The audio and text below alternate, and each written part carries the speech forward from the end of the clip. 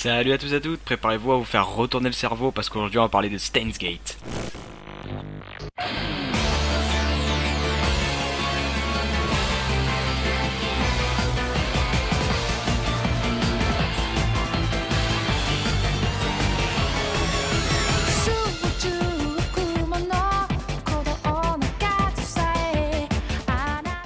Premièrement, il faut savoir que Steins Gate est à la base un jeu vidéo. Et c'est le succès de ce jeu vidéo qui a fait qu'il y a eu une adaptation en animé. Alors, il paraît que le jeu est excellent, mais comme je ne l'ai jamais essayé, on va parler évidemment que de l'animé et du film. Parce que oui, il y a un animé de 24 épisodes, mais après ces 24 épisodes, ce n'est pas terminé. Il y a une suite en film. Et on va en parler plus tard, ce film est tout aussi excellent que l'animé.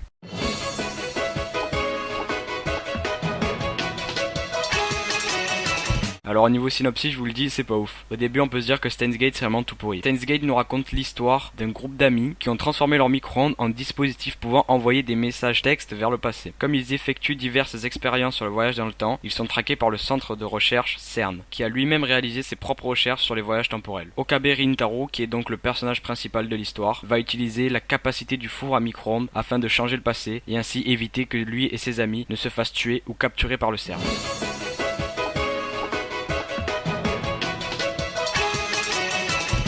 Vous l'avez compris, l'histoire va tourner autour du voyage dans le temps. Gérer le scénario d'une histoire qui tourne autour du voyage dans le temps est quelque chose de très complexe. Il y a plein de petits détails et plein de paradoxes qui peuvent faire que le scénario ne soit pas crédible. Et la grande force de Steins Gate est justement que son scénario est excellent. Tout d'abord, je vais vous dire que l'histoire est très intéressante parce que oui, un scénario qui tient debout mais qui n'est pas intéressant, ça n'a aucun intérêt. En plus de ça, il est crédible car il s'appuie sur des arguments scientifiques. Enfin, du moins, il s'appuie sur des théories qui ont été vraiment avancées. On comprend au fur et à mesure de l'animé que le voyage dans le temps à proprement parler est impossible. En effet, à chaque fois qu'ils essayent ou que le CERN, donc l'organisation qui les poursuit, ont essayé, l'objet ou le corps qui a été mis dans la machine à voyager dans le temps se transforme en gelée verte. Du coup, au début de l'animé, on va pas vraiment parler de voyage dans le temps, puisque le groupe d'amis va simplement envoyer des messages dans le passé pour pouvoir changer le futur, en changeant le passé. Si par exemple dans le futur quelqu'un meurt renversé par une voiture, le principe va être d'envoyer un message à la personne qui conduit la voiture ce jour-là pour lui dire de ne pas prendre le volant. Et voilà, en changeant le passé, ils ont changé le futur. C'est très intéressant comme méthode de voyage dans le temps, car en effet, il y a ce qu'on appelle l'effet papillon, c'est-à-dire qu'un petit changement peut en créer des énormes. Je vais vous donner un autre exemple, mais pour pas vous spoil, je vais pas vous dire le message qu'ils ont envoyé dans le passé. Pour rester vague, on va dire qu'ils ont envoyé un message pour pouvoir sauver une personne, mais en sauvant cette personne, ils ont totalement changé la ville de Tokyo. Et c'est là que c'est très intéressant parce que leur message peut avoir des conséquences énormes qu'ils n'auraient même pas imaginées. On peut alors se demander qu'est-ce qu'on ferait à leur place. Est-ce qu'on enverrait des messages dans le passé au risque de tout perdre, de tout changer? Je ne vous l'ai pas encore dit, mais seul le personnage principal, Okabe Rintaro, garde ses souvenirs. C'est-à-dire que s'il prend le risque d'envoyer un message dans le passé, il peut totalement supprimer des souvenirs ou des actions qu'il a faites avec certaines personnes. Par exemple, une personne qu'il a très bien connue ne pourrait pas se rappeler de lui, même si lui s'en rappelle. Car dans l'anime, on verra une autre forme de voyage dans le temps. En effet, ils pourront transférer leurs souvenirs dans le passé et ainsi effectuer un saut temporel. Ce qui est très compliqué avec ce genre d'œuvre, c'est que comme tout est basé sur le scénario et les retournements de situation, c'est très difficile de vous expliquer pourquoi l'œuvre est exceptionnelle.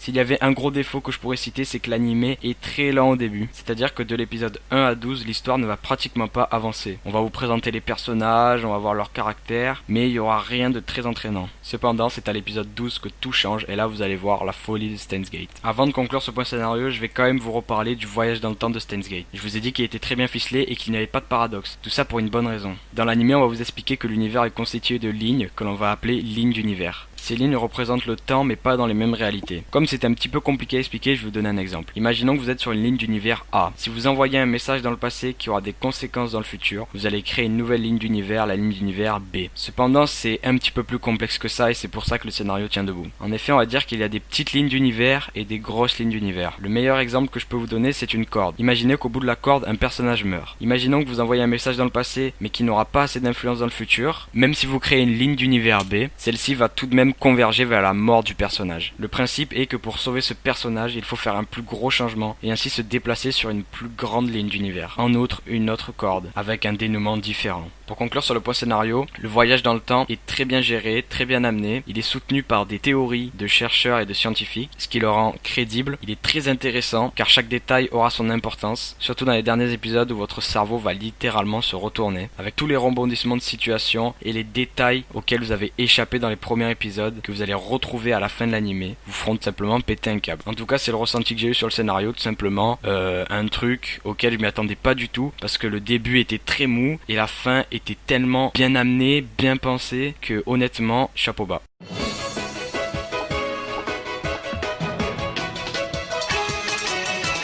Alors depuis tout à l'heure je vous parle d'un groupe d'amis, mais qui sont-ils? Alors on a les deux personnages principaux qui sont Okabe Rintaro alias Ooin Kyoma et Makise Kurisu qui est son assistante. Ensuite on a d'autres personnages plus secondaires comme Mayushi ou Daru. Bon, c'est vrai que ces deux personnages secondaires sont assez spéciaux, mais au final ils sont pas très approfondis. C'est vrai qu'on s'y attache vachement, mais au final ceux qui vont le plus nous intéresser ça va être les deux personnages principaux. Alors à première vue on pourrait se dire que Okabe est beaucoup plus développé que Makise. C'est vrai, mais seulement dans l'anime. Car oui, je ne vais pas beaucoup vous parler du film, car comme c'est une suite directe à Steins Gate, vous en parler dévoilerait automatiquement tout l'anime. Mais il est bon de souligner que dans ce film c'est Makise qui est mis en avant et qui va avoir à faire des choix très importants, au même titre que Okabe dans Steins Gate. D'ailleurs Okabe, on va revenir dessus parce que je me suis un petit peu éloigné. Donc clairement Okabe c'est le personnage le plus développé de la série. C'est le seul qui a des souvenirs de ses voyages dans le temps, donc forcément on va pouvoir utiliser sa psychologie au fil de l'anime. Ce qui est très intéressant, c'est qu'on peut s'identifier à lui et se demander qu'est-ce qu'on aurait fait à sa place. Il a de nombreux choix à faire qui pourront remettre en question le monde qu'il a connu. Le personnage nous est présenté au début de l'anime comme un petit scientifique qui joue les savants fous et qui est paranoïaque, mais au final ça reste enfantin. On verra qu'au fil de l'anime, il va évoluer et se rendre compte que ses choix vont déterminer la réalité, l'univers et le futur où il va vivre. On pourra voir ses réactions face à ses désillusions, face à ses dilemmes, face à toutes ses déceptions. On va voir comment il va essayer de surmonter tout ça, avec quelles astuces, par quels moyens il ne va pas baisser les bras. Et je trouve ça très intéressant car au final on sait jamais s'il va vraiment y arriver. Parce que vous savez, ce qui me gonfle le plus dans un animé, c'est qu'au final, la plupart du temps, vous savez que le héros va s'en sortir. Par exemple, dans un combat, si le héros mise sa vie contre la vie de l'adversaire, en général, on est presque sûr dès le début du combat que le héros va gagner. Alors que si c'est quelque chose de moins évident qui est mis en jeu, comme par exemple la vie d'un personnage secondaire, on peut alors avoir des doutes et c'est ainsi que le suspense se met en place. En plus de ça, il a la possibilité de retourner dans le passé pour pouvoir le modifier et ainsi changer le futur. Ça rajoute des possibilités scénaristiques de malade et on ne peut pas prévoir la fin de l'anime.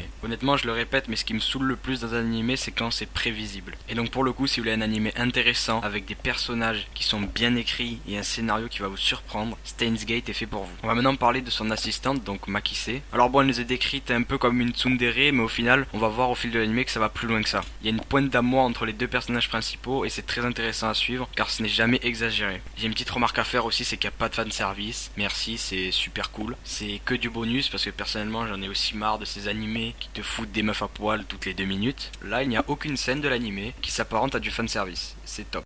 Makise durant l'anime va moins évoluer que Okabe, et c'est normal puisque elle n'aura pas les souvenirs des voyages dans le temps. Cependant elle sera son plus grand soutien vu qu'à chaque fois il va tout lui raconter et elle pourra ainsi lui venir en aide. C'est ainsi qu'un lien va se tisser entre les personnages et leur relation est très intéressante. Okabe va voyager à travers les lignes d'univers pour tenter de sauver ses amis, mais eux vivent normalement, lui parlent normalement alors que lui il a vécu des trucs de malade. Son seul support sera alors Makise, car comme c'est une scientifique, il pourra lui apporter des preuves que le voyage dans le temps est possible et ainsi elle pourra le croire. On a une flopée d'autres personnages qui sont pas très développés et pas très intéressants je trouve. Ils sont plus là pour ajouter des problèmes intéressants et des choix aussi intéressants, mais les personnages en eux-mêmes ne sont pas très bien écrits et pas très développés au fil de l'anime. On voit bien qu'ils ont tous leurs problèmes, leurs soucis, mais au final, les deux seuls personnages vraiment développés sont Christina, donc Makise, et Okabe. Je tiens à souligner que le dialogue entre les personnages est très clair et c'est très simple de comprendre ce système de voyage dans le temps quand vous regardez l'anime. Parce qu'en y réfléchissant bien, ça a dû être très compliqué de faire comprendre aux spectateurs ce système de voyage dans le temps qu'ils ont voulu nous expliquer. C'est une réussite, on comprend parfaitement, c'est imagé dans l'anime, il y a des plans qui nous montrent les lignes d'univers et c'est vraiment très bien fait. En regardant juste la vidéo, vous n'avez peut-être pas compris ce système de lignes d'univers, mais ne vous inquiétez pas, c'est très bien expliqué dans l'anime. Je tiens également à souligner le travail de doublage en japonais qui est juste magnifique et énorme. Les doubleurs sont à fond dans ce qu'ils font et ont fait un travail remarquable. Honnêtement, je les félicite car le résultat est juste énorme.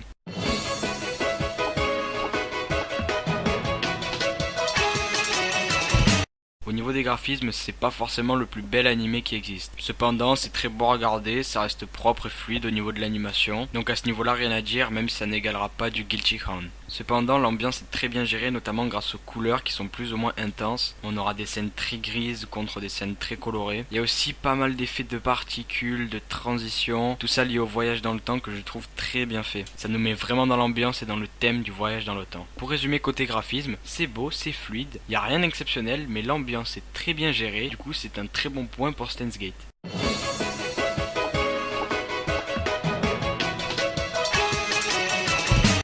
Ah là là, déjà, au niveau de l'opening, c'est juste énorme. Vous avez pu l'entendre au début de la vidéo, c'est l'un de mes openings préférés. C'est le même tout au long de la série et c'est tant mieux. Il change juste dans les 2 derniers épisodes où c'est simplement le couplet et les paroles qui vont changer. On a aussi une OST dans les derniers épisodes qui est tout simplement le thème principal du jeu Steins Gate. L'ending et l'opening du film sont tous les deux géniaux et l'ending de l'animé l'est tout autant. Là je vous ai parlé des openings et des endings, mais les autres OST sont très bien placés, elles nous mettent parfaitement dans l'ambiance. Ils en ont pas trop fait et ils en ont fait vraiment assez, c'est je trouve un juste milieu qui est très bien. Cependant, à part les openings, les endings et le thème du jeu vidéo, je ne me rappelle d'aucune autre OST. Je veux dire, ce sont des musiques d'ambiance qui ne nous marquent pas vraiment. Si on devait retenir quelque chose de ces OST, ce sont les openings et les endings, que ce soit de l'animé ou du film, et également, comme je l'ai répété, le thème du jeu vidéo qui est juste énorme.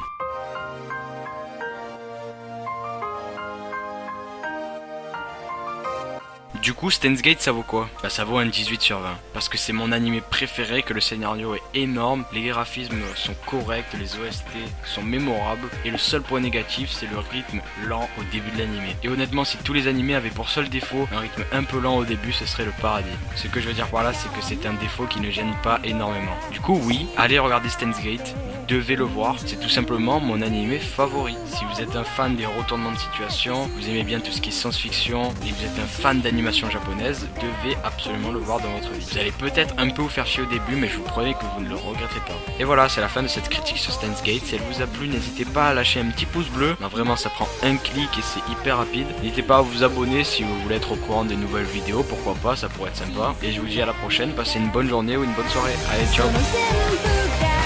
眩しいほど輝いてる街に